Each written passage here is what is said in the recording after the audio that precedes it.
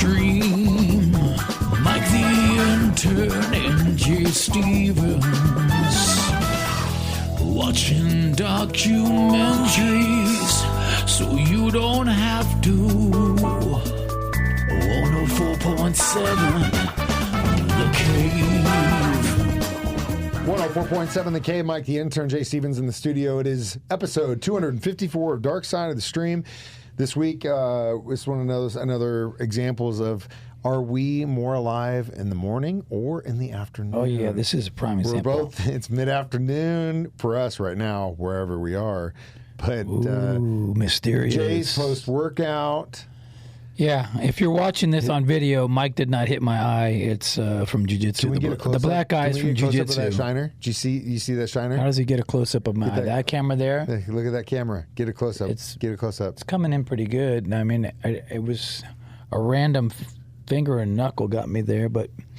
Were you there when it happened? When the black eye happened? No, Tyler hasn't showed up for class for a few days. Ooh, well, he's working overnight. I mean, he's working at like 3 in the morning. I know. It's very easy to skip jiu-jitsu. I know. Yeah. There's lots of excuses out there in the world. Ooh, man. I'm not getting in the middle of this. Signed up for tomorrow. He'll be there tomorrow, he said. Yeah. Good job, buddy. He's going to get at least 8 hours of sleep and go back to it. Yeah. We were way off topic. Girls. This week's episode on Dark Side of the Stream was my father, BTK. Old Dennis Rader. Gosh, man. So if you ever, no matter what anyone ever says about you. Me? As a father. Okay. Or anyone, for that matter, if you are a father. Okay. I guarantee you're not as bad as Dennis Rader. You're a better father than this dude. Now, granted,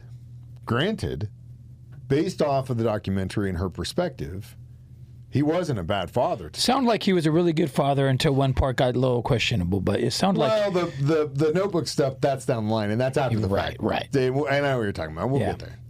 But it seemed like, normal was great there. And so much so that they called him, like, when he was working at ADT, and this is BTK I've known about for years and years and years because I followed him before they even arrested him.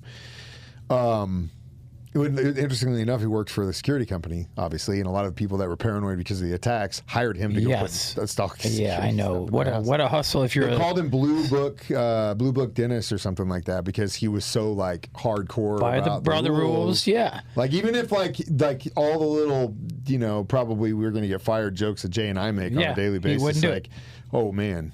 Like, and he was kind of like neighborhood dad, like her friends. He was a huge volunteer at the church. He was big in the community. Yeah, everybody knew him. Yeah, had no idea. Yeah. Just goes to show you it takes all kinds. So today on this Dark Side of the Stream, we're going to talk about the perspective of what it's like to have a father as a serial killer.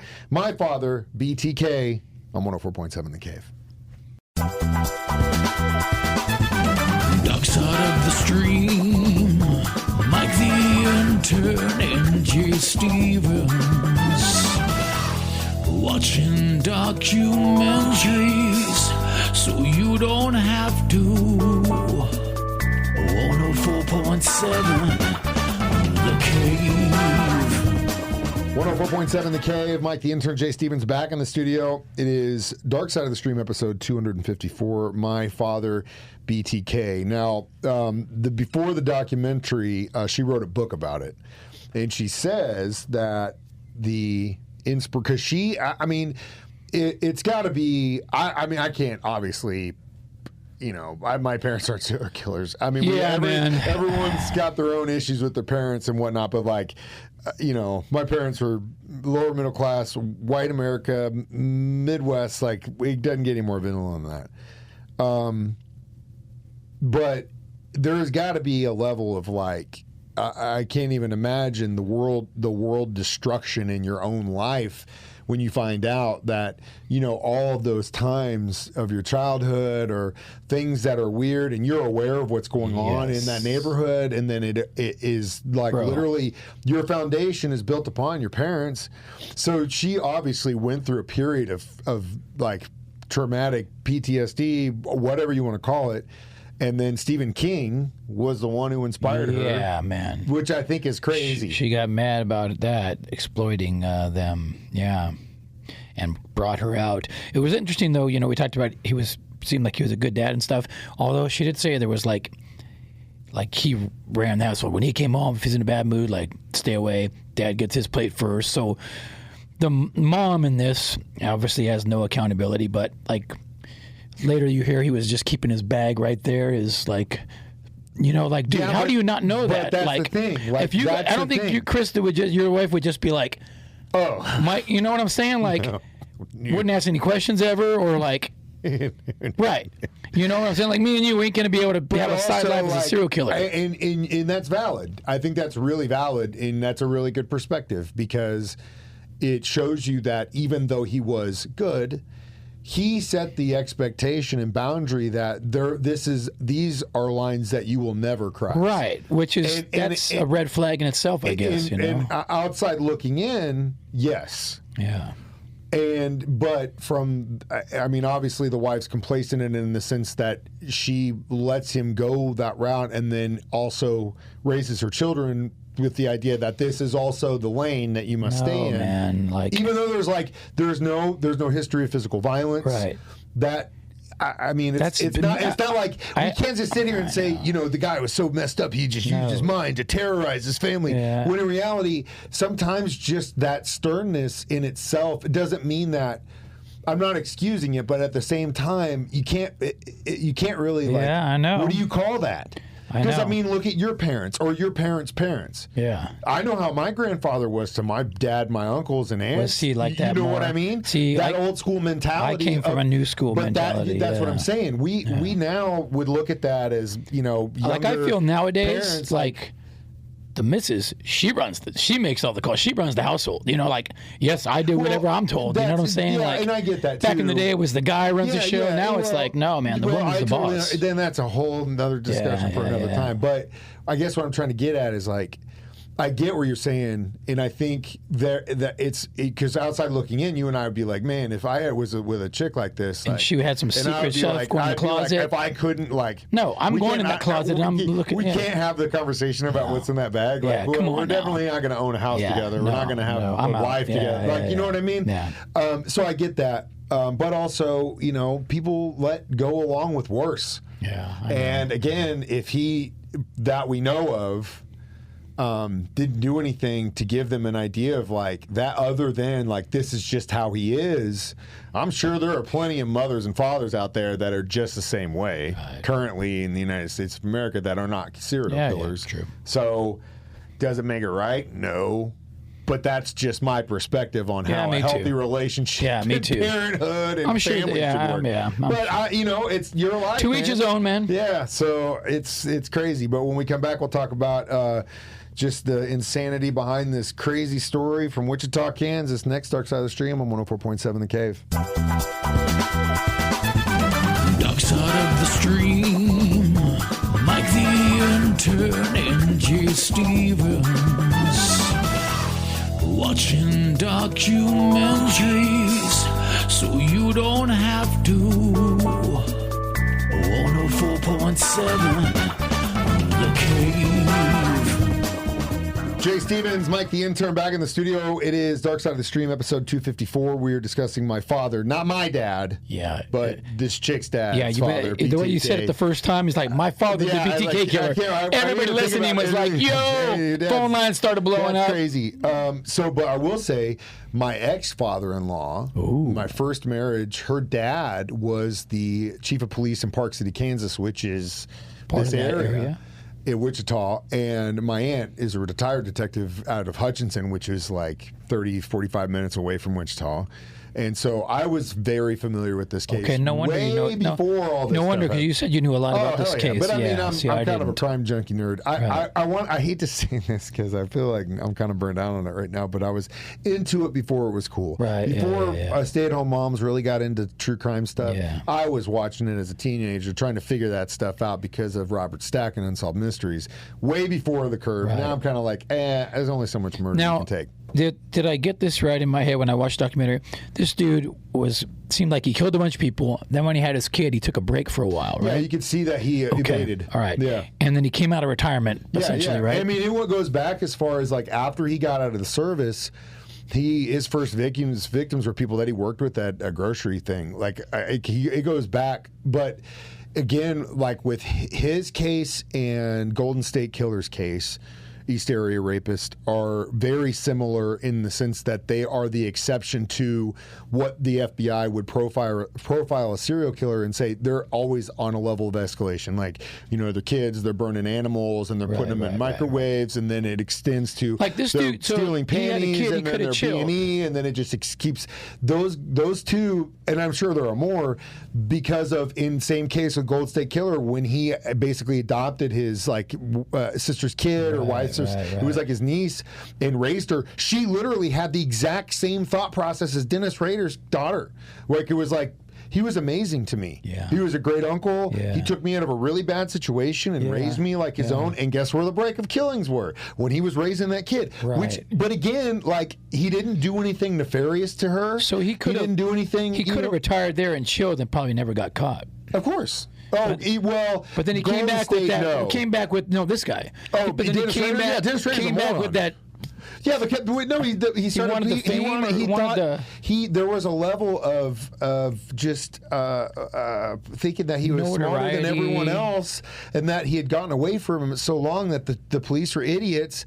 Then they bait him into that. He asked, like, "Can you trace me? Is this if I print something at this thing? Can you trace it?" And they're like, "No, no way, man." Yeah, why would that's people that feel like they're better than anyone else. They're eventually going to get caught. So he made a fatal error. When you underestimate everyone around you, you're gonna. I mean, and that's all. And so for someone, that's the crazy thing about this BTK guy is like, he literally by the book could have been a lifelong serial killer and never been touched. His one fatal flaw was that he thought that he was smarter than everyone else, and really inevitably he could not stay away from it, and also wanted the accolades that comes with it, but never giving up his suburban life. Now he really got the fame. Well, yeah, because he's in prison for the rest of his life, and it's like I said, it's mind blowing. It's crazy. It's crazy. It's a horrific story. It's crazy what this dude did. But again, this one I really like. I felt bad for that girl, man. Like, her life just. Well, I mean, that's what I said. Like, can you imagine? Can you imagine come home one day and they're like, "Hey, this one was just your like, dad or your mom who you looked up to, and then guess what? She killed 10 people." And you're like, "What? Yeah. We just got back from Little League practice. Are you kidding me? What are you talking about?" And then, like, I didn't like it. Your worldview at that point is completely different for the rest of your life. I mean, you should be in therapy for the rest of your life, but I don't know how much therapy it's going to take for you to flip on that worldview, because at that point, who are you going to trust? Yeah, man, that's a deep one, dude. Jay's real tired today. He's dragging him down in the dirt. We're going to come back with our reviews next. Dark Side of the Stream, 104.7 The Cave. Dark Side of the Stream, Mike the Intern and Jay Stevens. Watching documentaries so you don't have to. 104.7 The Cave. Mike the Intern, Jay Stevens back in the studio. It is episode 254 of Dark Side of the Stream, and we are doing the Netflix documentary titled "My Father, BTK Killer." Yeah, BTK Killer. BTK. Find, torture, kill. I mean, as a guy who didn't know anything a lot about BTK. Yeah. I mean, I remember when he got caught, and I remember he really just talked a lot. But dude, I mean, this documentary, you got me back for some of the ones that you didn't like. I gave you stuff. I don't like it when it's kids involved like that, man. I just can't. Again, it's like I said, I don't want to come across like I was into it before everyone else, but like I was into true crime for a really long time, and I know that we talk about it a lot here, but as I get older, I'm like less and less prone to just being like, I don't really want to sit through this. Yeah. I'd rather watch James Bond again for the 100th time. Yeah.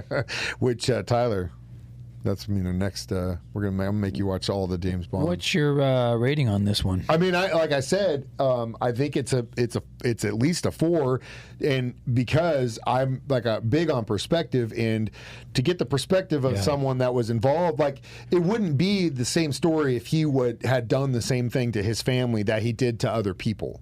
Right. Even though he did rule everyone around him with an iron fist, and this is the boundary, don't cross me, whatever, I don't even have to show you why. Yeah. if he But that had is- abused them, it's like, well, there are thousands, unfortunately, thousands upon thousands of situations where this was a thing. This situation here is this suburban dad that seemed like a just, good dude. you had Yeah, no idea. Everybody And in the guess what? community liked him. He's living next door to you, man. Never know who's next door to you. Yeah, I would say a 4-2, even though I don't really care for it, because just the whole her, feeling her mindset and just the whole mind screw of this happening Like to I her. said, the world Yeah. completely crushed Yeah, forever. crazy. I've got a good one for us. Just came out on Netflix. The Perfect Neighbor. Yeah. And it's all, if you want me to give you a hint about it, the whole thing, the whole documentary is police body cam footage.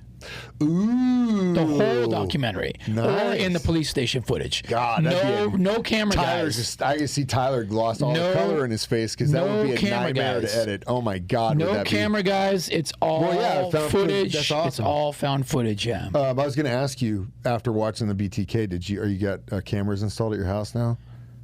No, I probably shouldn't say this on the. Yes, we have a security. I'm surrounded with a full I have a security team, system. 24/7. There is a gate. There is.